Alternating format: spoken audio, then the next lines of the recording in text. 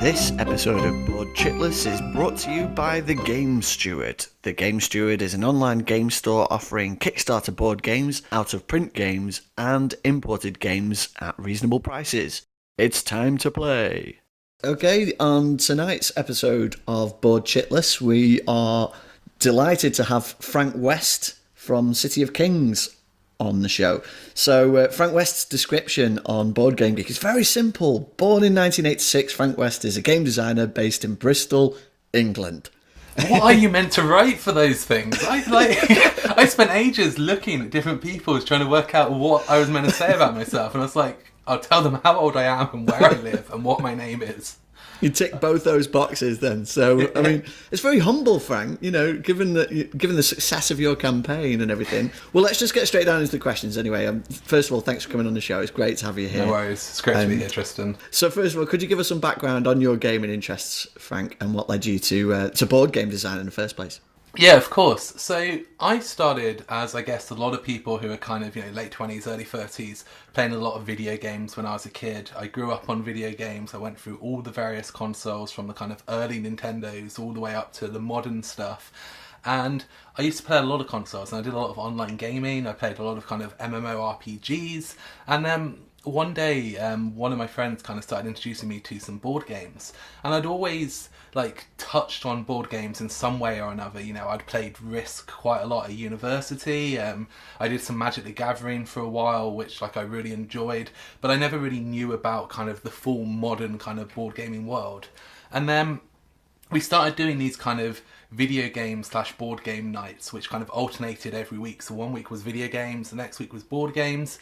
And I was like, I'll go to that, I'll try it out. And we started playing some board games, and my goodness, did I get hooked quickly. I was like, this is everything I want in my life. So I played a lot of board games. These people, I started to kind of get to play more and more games. My collection started to grow. And then it kind of dawned on me that I'd always been interested in video game design. And for university, I did computer science, and I was playing around with video game design. And then I was like, well, all these kind of video games that I wanted to kind of create, I can kind of do in board games. And I just found it really interesting because all of these mechanics I was learning through board games reminded me of video games. And that's kind of, I guess, where it started. I was like, how can I make this video game I've had in my head for the last 5 years actually a board game? And that was kind of the start of the City of Kings. Was there a specific inspiration for City of Kings then, thematically? I think the theme behind it and the world has just been something that I've been thinking about for years and years. I played so many kind of video game RPGs that really the inspiration was just those kind of video game RPG kind of experiences. And the theme, I guess it kind of fell into itself. I just started thinking about what kind of world would I want, what would I want to happen in this world, and just started writing stuff, and it kind of all came together. I mean, mechanics-wise, there was a lot of games that inspired it, but I think the theme just kind of organically grew over all of that time. Yeah, do you have a preferred type of game mechanic, or what excites you most about games as a player? I'm one of these people who I enjoy most games. So my collection is a massive range of games, from kind of small party games up to kind of, big games. I'm happy to play a game that takes 5 minutes, and I'm happy to play a game that takes kind of 16 hours. That's about my limit. I like to sleep and not go overnight, but so 16 hours is your hard limit there? Yeah, pretty much. Unless I'm at a convention and I don't have to sleep, then, maybe we can roll over a day. But for me, I just like things which are kind of new and different. I like to play a lot of new games. I like to experience different types of mechanics. So I wouldn't say there's one mechanic that I specifically enjoy the most, but I do enjoy when something's kind of new and original. Yeah. Do you have favourite game designers, or what are your favourite actual games themselves? I always find this one really hard. I think I should start by saying I'm not one of these people who I don't pay much attention to designers, in a sense of, if someone creates something, I don't automatically assume that I'm going to like everything else they create. I've kind of, coming from the web background that I do and the kind of user experience background that I do, I always try and approach things with kind of a fresh mind. So I always try and treat people equally. And I think that's probably why I back too many projects on Kickstarter, because I always assume everyone's a master, and it doesn't always work out.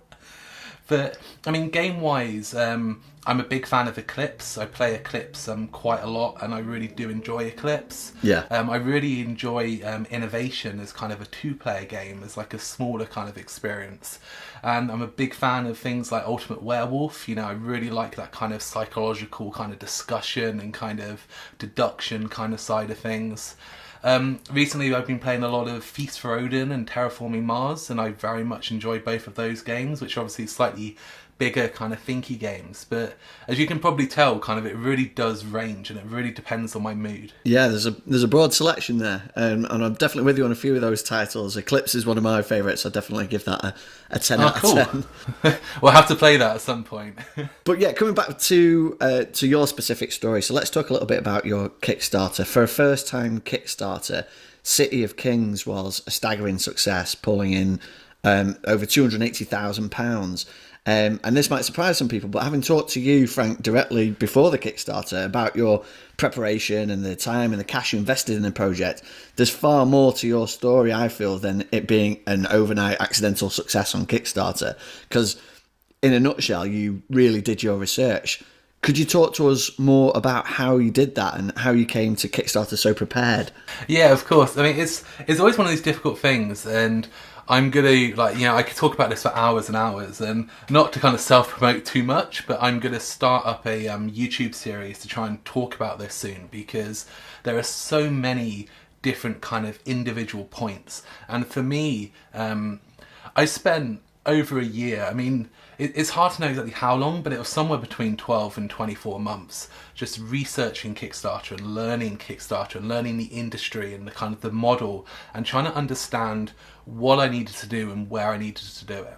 And what I kind of found over time is there's not obviously one thing that's going to make you successful. It all comes down to just trying lots and lots of different things, and just being persistent, and just kind of continuing to try different things. And what I mean by this is, you don't want to just spam people. You don't want to just advertise to people and constantly be like, hey, my game, The City of Kings. Hey, my game, The City of Kings. You want to be more kind of just generally involved in the industry, generally involved in discussions. And then when the right moments come up, that's when you can kind of take that opportunity. So a really good example of this was just a couple of days ago on Reddit. Someone made a post and they were talking about shipping on Kickstarters, and they were basically saying that, you know, they were unhappy with how people didn't clearly label the shipping countries, and how their country, I think it was Croatia, isn't always included on the Kickstarter pages and stuff, even though it says it supports Europe. And I wrote a response to this basically explaining that, in my opinion, this is generally because Kickstarter creators just don't even know about all of the countries they need to include. Like, there are so many countries. Yeah. And I mean, I'm not a master of geography. I had over 100 different countries visit my Kickstarter page. Wow. And I had backers from 64 countries. Now, I couldn't name 64 countries. And, you know, and I don't think it's because creators are being, like, you know, rude or horrible or just ignoring you. It's literally because they just don't know about these countries. So I kind of wrote this, and I basically said, you know, I was always happy for people to message me and say, I'm from country blah blah blah, can you do cheaper shipping? And generally I could. I just hadn't considered them beforehand. And I wrote this post, and I didn't, you know, mention the City of Kings. I didn't talk about the City of Kings. I just tried to contribute information. And in response to that, someone came along and said, oh, you're the guy from the City of Kings, like, blah, blah, blah, are you going to Gen Con? And then we ended up having this really public discussion about Gen Con and how I was going to be there. And at that point, it turned into more of a promotional piece. But the intent and the initial kind of interaction was about sharing and engaging the community and giving information. And I think that, for me, that's kind of the core of how you be successful. You just spend time interacting, and when the right opportunities kind of arise, that's when you can kind of throw in the tidbits of the kind of advertising. So like ninja marketing. Very much. And it's like, I'm very much, I'm a believer in kind of very subtle advertising. I'm a believer in not throwing your name down people's kind of throats. And I truly, I don't really know the terminology behind it, because it's just like, it's just how I am with things. But I truly believe that you want to very subtly make people aware of your brand or your name or your kind of, whatever it is you're trying to sell, without ever kind of associating that to anything.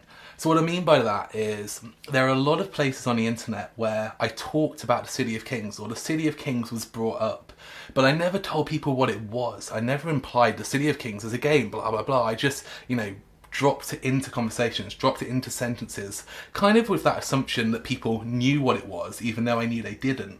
But then it was always associated with kind of positive information. It was always associated with something which was good, or kind of, that was in like a positive light. So when I eventually got to the point where I started saying, hey, this is the City of Kings, it's a fantasy adventure board game, blah, blah, blah, then people kind of recognised the name, and they kind of only had kind of positive feelings, but they didn't really know anything about it.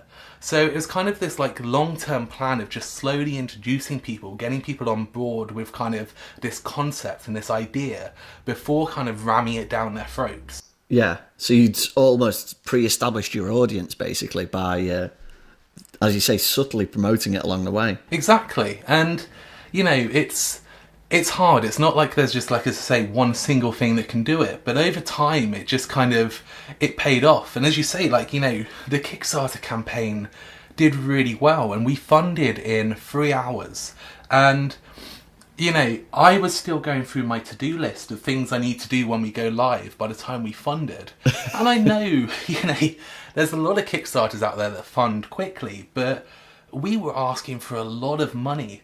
No one knew who we were. We had never done anything before. We're not in America. We don't travel the convention scene. Like, all of this stuff was against us. We didn't have minis. We didn't have exclusives. We just went for the core concept of, here's what we believe is a good game, and we hope that you think it looks good, and this is what we're promising to do.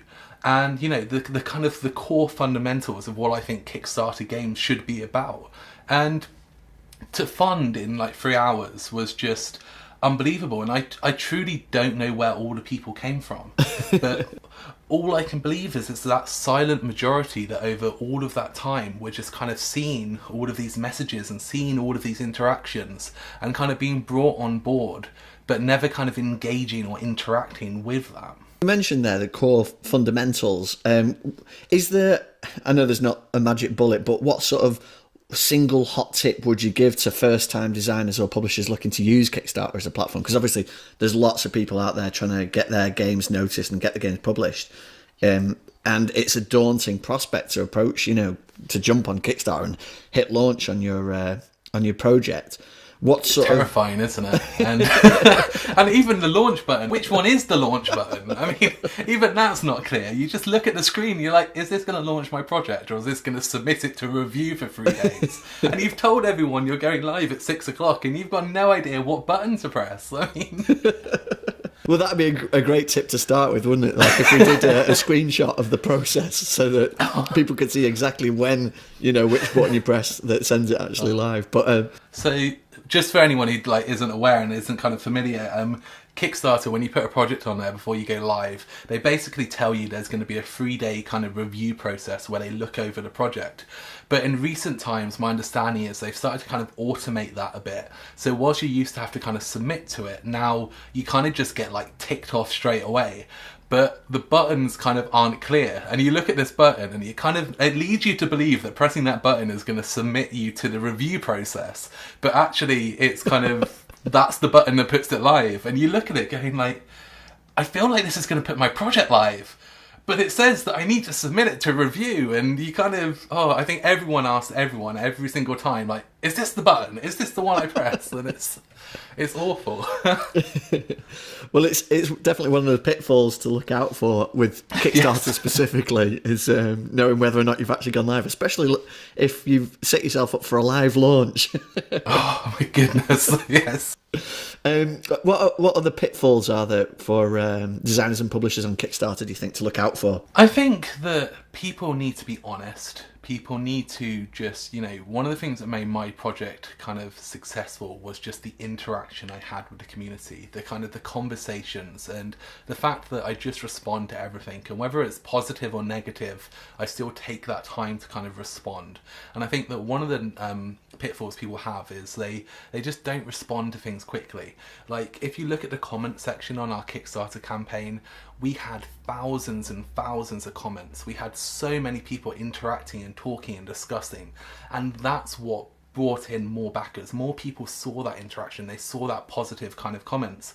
And then you look at other Kickstarters, you know, and they have 4 comments and no one responds to them for like 3 days, and it's kind of like, well, you're not doing yourself any favors. Like, responding to these things, you know, within 5 minutes, or, you know, at least within the first day, it's so important, and you really do need to be doing that.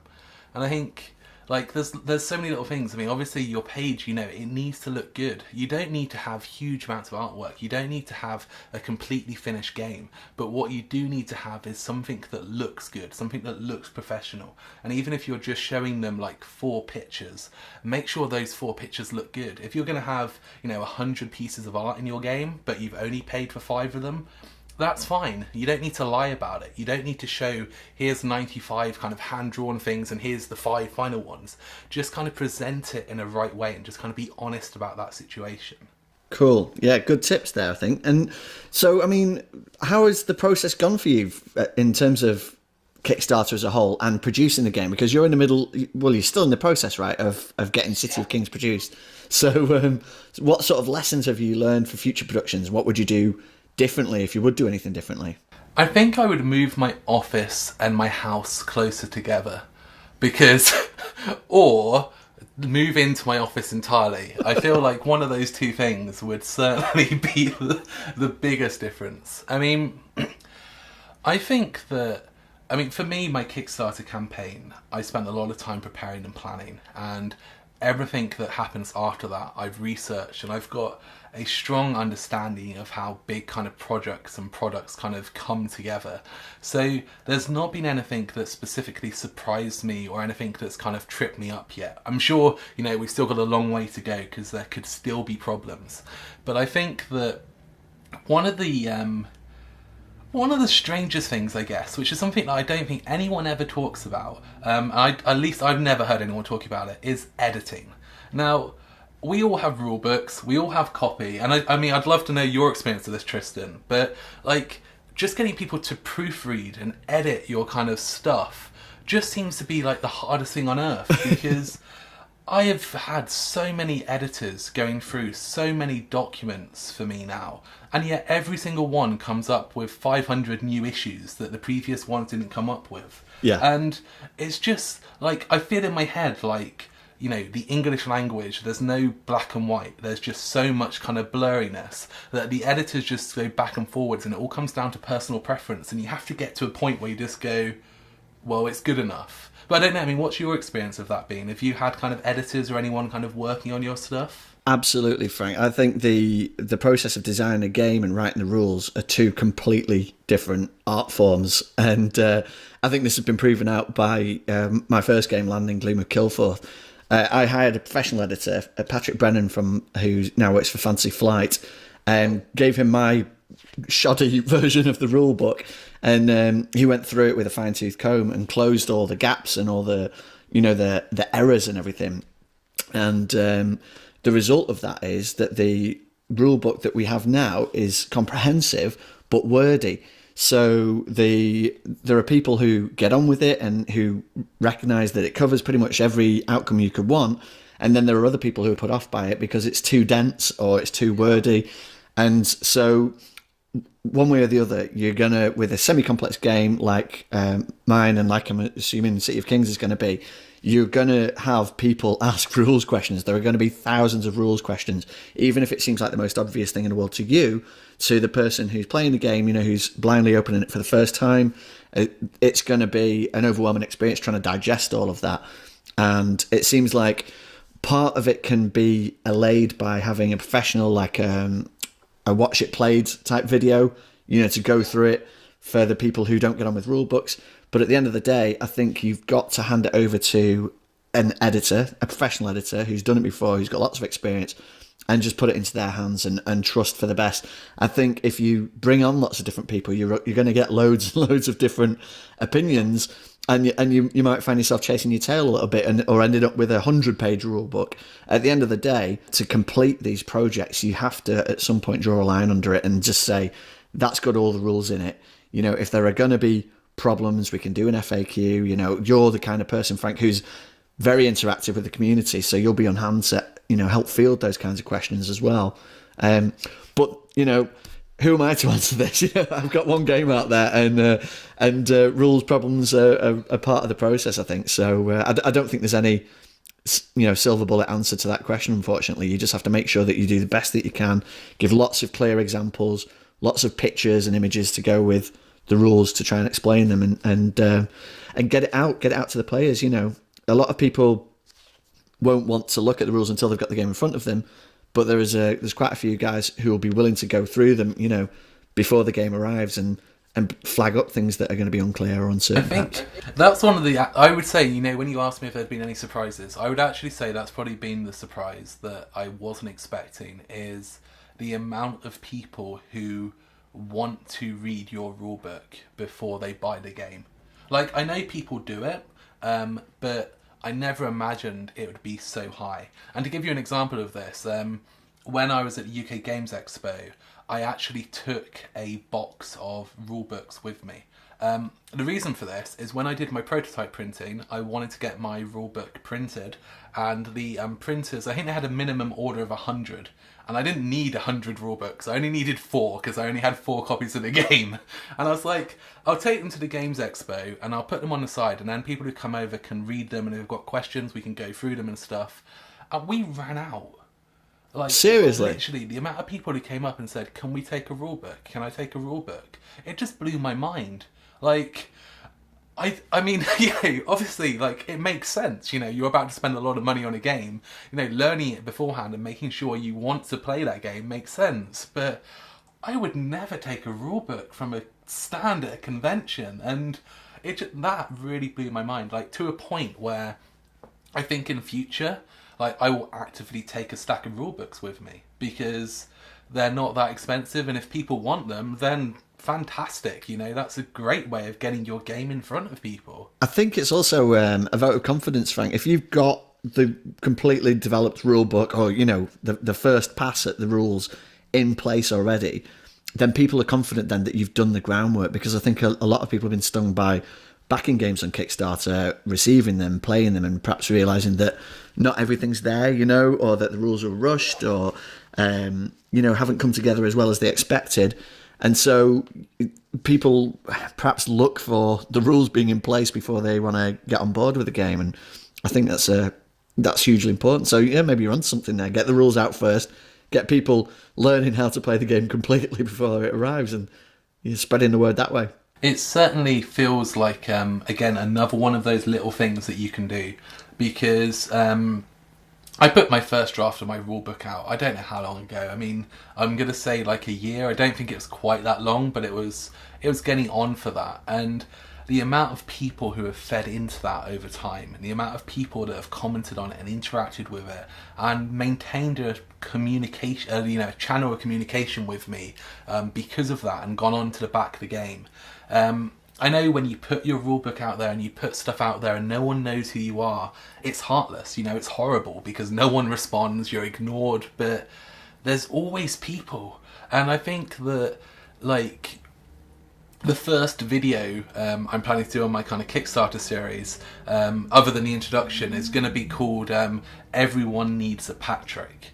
And what I mean by this is, I was posting for about 6 months on Board Game Geek in a work in progress thread and other various places, and no one responded, no one cared, no one interacted. And then this guy came along called Patrick, and he asked a question, and that was like the happiest day of my life. I was like, someone is paying attention to my game and they're asking a question. And over the months he asked more and more questions, and 2 years later he was one of the first backers of my game. And that, it didn't matter that it was one person. It doesn't matter if you've got 1,000 people or 100,000 people. Just having that one level of interaction. And for me to be successful, you need to work out how you get your first Patrick, how you get your first stranger to come and interact with you. And, chucking a rulebook out there can be a good way to get a person to interact with you. These are your champions, Frank. This is what we're calling them for Gloom Killforth. The guys who've been there from day one, the guys who ask all the rules questions, who give you fair but firm criticism, and carry you through, because you do need that support and you need that You need those sounding boards to get the ideas and to get the rules straight and get the game into shape. But yeah, these are definitely the guys who are going to carry you through. Just going back to your point there about the rule book, so I guess that's sort of having the 100 rule books that there is almost like another marketing technique in itself. I know part of your marketing, well, almost the entirety of your marketing campaign prior to the Kickstarter was, as you've discussed earlier, about getting involved in the community and giving back. But obviously, once the campaign's underway, there are lots of avenues to get your marketing out there. And did you choose any of the traditional channels? Did you put any adverts on Board Game Geek or places like that? How have you marketed your game once it's gone live? Yeah, when the Kickstarter launched, I did do some Board Game Geek adverts. I played around with Facebook adverts, played around with Reddit adverts and Twitter adverts, but I found that the Board Game Geek one and the Facebook ones were kind of the main two. Reddit brought in like a little bit, it wasn't huge amounts, but I'd already gotten a lot of like organic kind of backers through Reddit because there are a lot of posts about the game on there anyway, so the adverts were kind of a secondary thing. So Twitter, I would say, is kind of utterly pointless, at least in my experience. But yeah, Facebook and Board Game Geek, we did some, but I wouldn't say that we did crazy amounts, and I wouldn't say we kind of did... We did it the way you're not meant to do it, because again, everything about my Kickstarter campaign was trying to break the rules, was trying to, I'm an unknown guy, no one knows me, no one knows anything about this, I can't do it the traditional way. So I really took a lot of risks and I took a lot of gambling. So for example, I did the full kind of burst of Board Game Geek adverts during the first 48 hours of my campaign. Now, that's typically the wrong way to do it. Typically, people, pay for those adverts at the end of that campaign because they're the way to kind of, you know that your campaign's doing well and therefore you can continue to grow on that. And investing that money at the start is the wrong way to do it. However, I have a very good understanding of Kickstarter, and as I'm sure you're aware as well, Kickstarter is all about momentum. It's all about, once you've got those people on board, like letting it roll and letting it grow and letting those people spread the word. And I took that gamble. I said to myself, well, you know what? Not enough people know about the game. So I need to, on day one, tell as many people as possible. And that's why I did that kind of burst at the start, to bring them in. The City of Kings, it's a big kind of gamers game. So Board Game Geek is my core audience. So I guess I kind of did an unusual thing in that I kind of did that big burst of kind of advertising right at the start, which I don't recommend people do because it's hugely risky, but, it kind of paid off for us. Yeah, it's sort of front-loading the campaign, really. And then, obviously, you get the 48-hour reminder gives a nice bump at the end of a Kickstarter campaign, especially if it's already funded. But how did you sort of top that, as it were, at the tail end of the campaign there?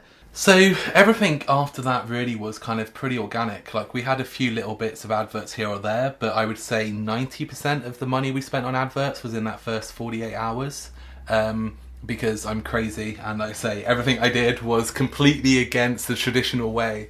One of the things that we also did was the live streams. So I did quite a few live streams during my campaign, and we did something called the Internet Plays the City of Kings, which was both the kind of the best idea and the worst idea I've ever had.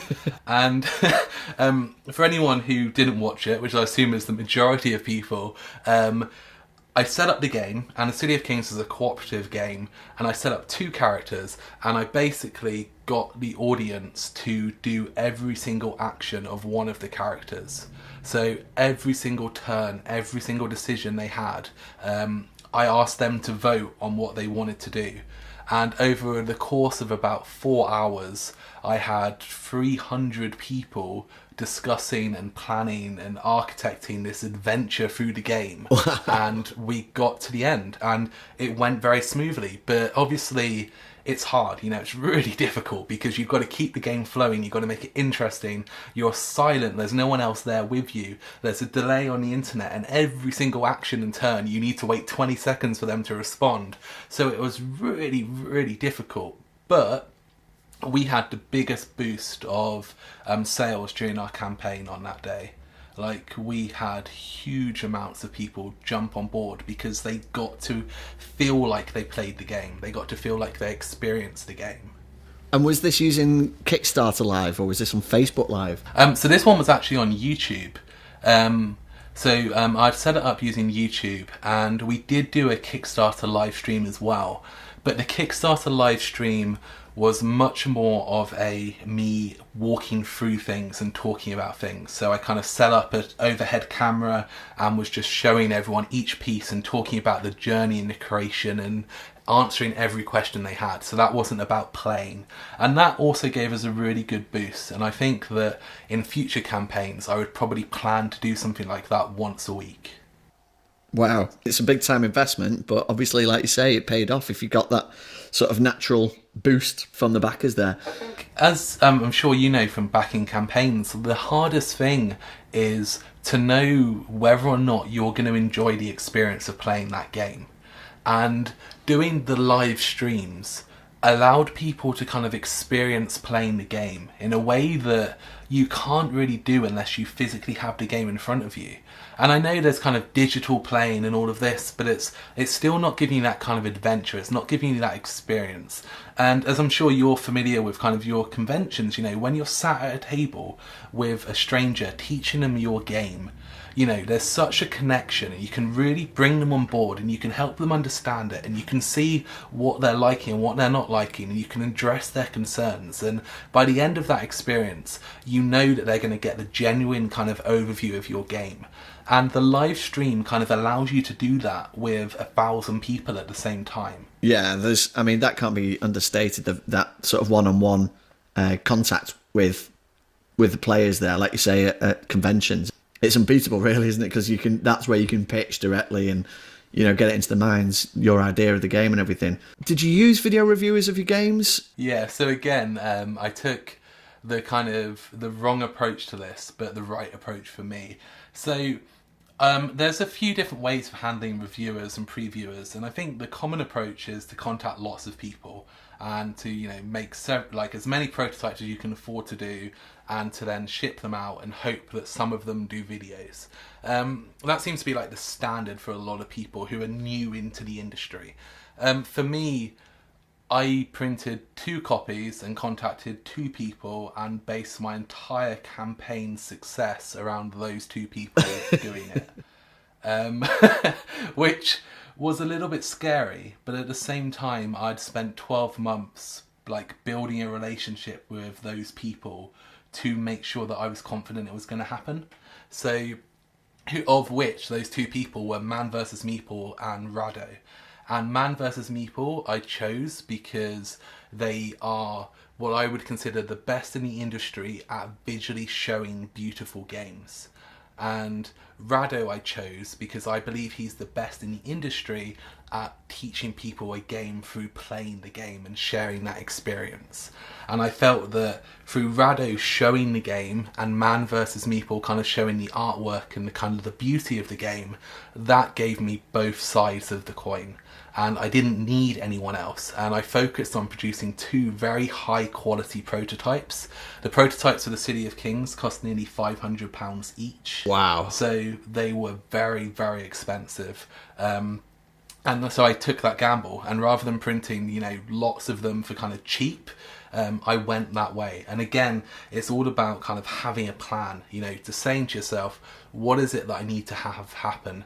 Give yourself plenty of time, make that plan, and then see if it works. And if it doesn't, give yourself time to adapt to it. Absolutely. And these guys, of course, have these huge established audiences that you're tapping into straight away with by sending those copies to them directly. And I think that for example, with Rado, the video that he did, the run through of our game, was like the most viewed video of like any game he had for about 4 months, other than I don't know which one it was. There was one other big game that was kind of above it, but you know how many videos he puts out there, and it just shows that no one knew what this game was, and everyone wanted to know because there was so much buzz going around it. And having him as that kind of that core channel to send people to just really kind of, you know, lit us up.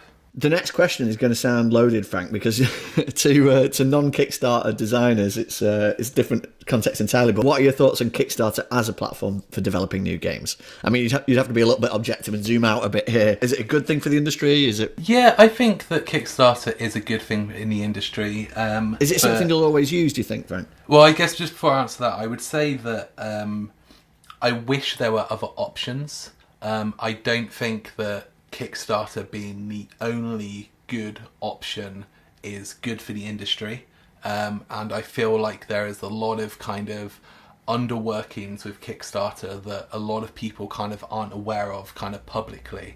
And it feels like, as with a lot of the kind of community, board gaming is, the board game community and industry, there's a lot of about who you know and how you know them.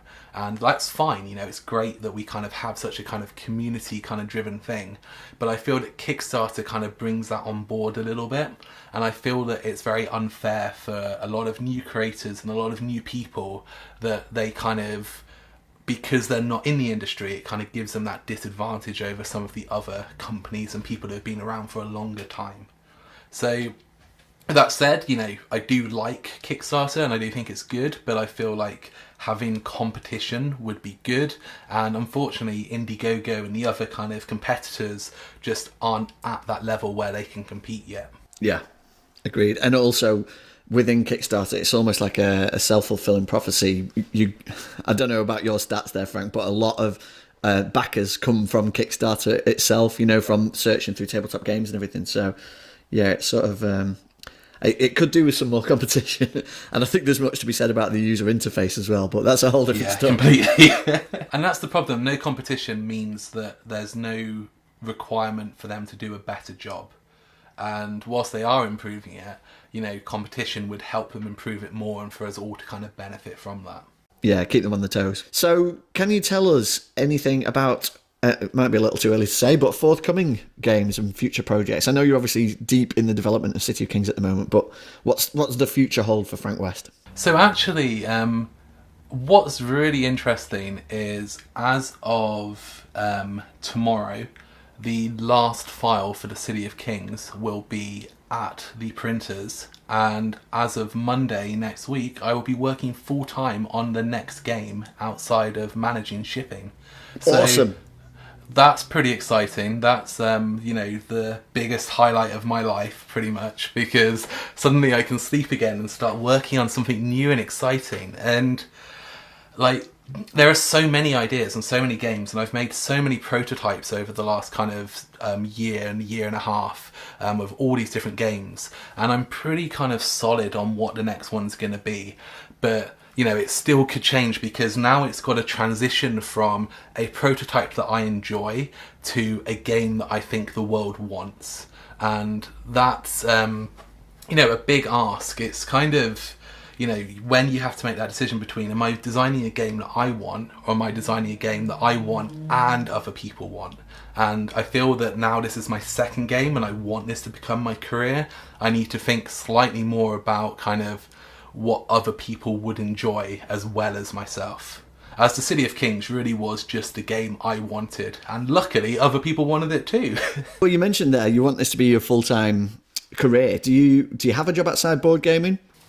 No. So again, and I'm going to put a huge disclaimer out there on this one, I do not recommend this to anyone else, but part of my craziness of planning for my Kickstarter was I quit my job the month before my campaign went live so I could work on it full time. Wow.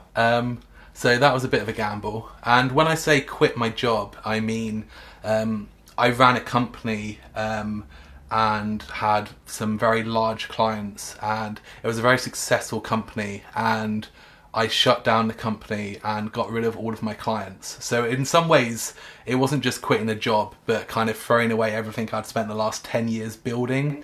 So it was pretty crazy, to a point where if my Kickstarter had failed, I possibly was going to be moving into my parents' house with my girlfriend because we wouldn't have afforded the rent. So there was a big kind of undertaking, but that does mean that now I can officially say that I'm a full-time board game designer and publisher, which is super exciting.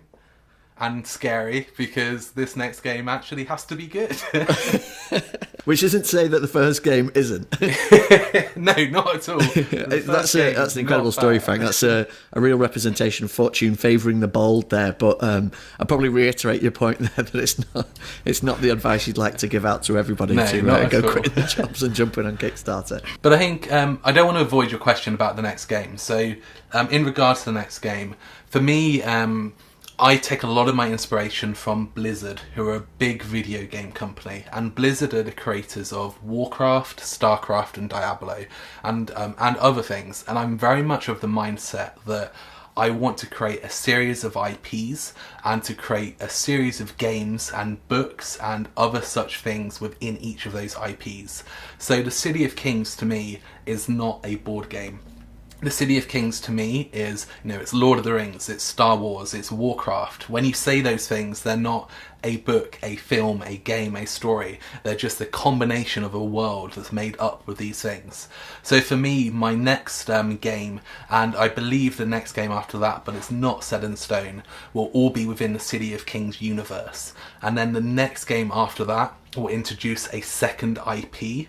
And at that point we'll be alternating games back and forwards between those two IPs, and hopefully should we get to a point where it goes well, we can introduce a third one. But for me, all of the games are going to be built within this universe, and that's why we spent so much time writing stories and kind of doing artwork for the world as well as just the game.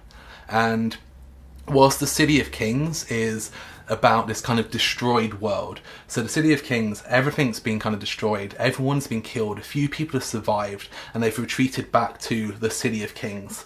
And it tells the story of you kind of fighting your way back out, trying to reclaim the world. So the next game that we're working on, which I'm not going to talk about the name of it yet, but we'll refer to it as the codename Invasion. And the next game is basically set 5 years before, and it's at the point in time where Vesh, who is the kind of the dark sorcerer who created all of this evil, unleashes his creatures on the world. And you'll actually play as the bad guys in this one, and it's at the point where you go out and destroy everything. So our next game is kind of a prequel in a sense to kind of show you how everyone got to the state that our current game is in. Cool, but all ties into the same world, the same universe. Exactly. Well. But you'll be the bad guys rather than the good guys as well, because I really want to kind of tell both sides of the story. Cool, sounds really interesting. Best of luck with all of your projects and with the fulfillment of City of Kings. I want to thank you again so much for coming on the show tonight. I really appreciate your time and your insights, and I think you've done an absolutely amazing job on pulling the City of Kings together the way that you did on Kickstarter, and really excited to see the game in its final form.